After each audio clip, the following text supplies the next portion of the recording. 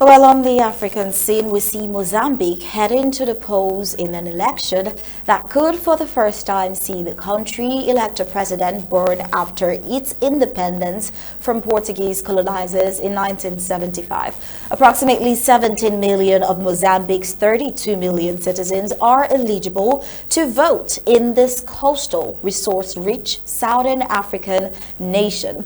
Alongside the presidential elections, voters will also participate in parliamentary and provincial elections across the country's 11 provinces. This election marks the end of President Filipe Nyusi's tenure after 8 years in office. Nyusi, 65, represents the governing Mozambique Liberation Front, the Frelimo party, which has held power since the country's independence.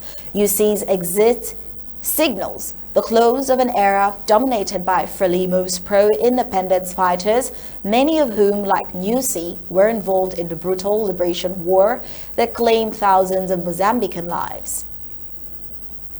Nyusi's presidency, however, has been marred by corruption, most notably the tuna bound scandal of 2013 to 2016. These controversies saw high-ranking Frelimo members implicated in secret loan guarantees for state-owned fishing companies, with many, including a former finance minister, convicted and jailed.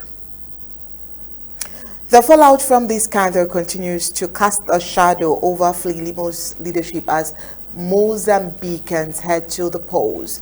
The electorate is deeply divided. Many older Mozambicans remain skeptical of change, hesitant to depart from the leadership of the party that fought for their independence.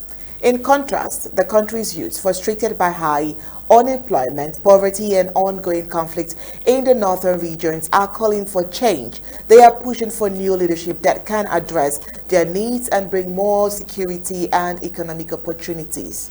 Well, as the election unfolds, President Nyusi has called for calm and patience, urging citizens to allow the process to conclude peacefully. Using a soccer match metaphor, he stated, "The final outcome is only known after the last whistle. It is too early to declare a winner."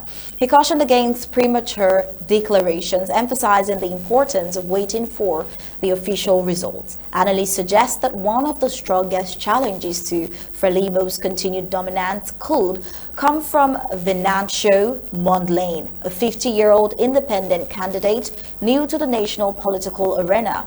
Mondlane's candidacy is seen as a fresh alternative, potentially appealing to the younger generation looking for change.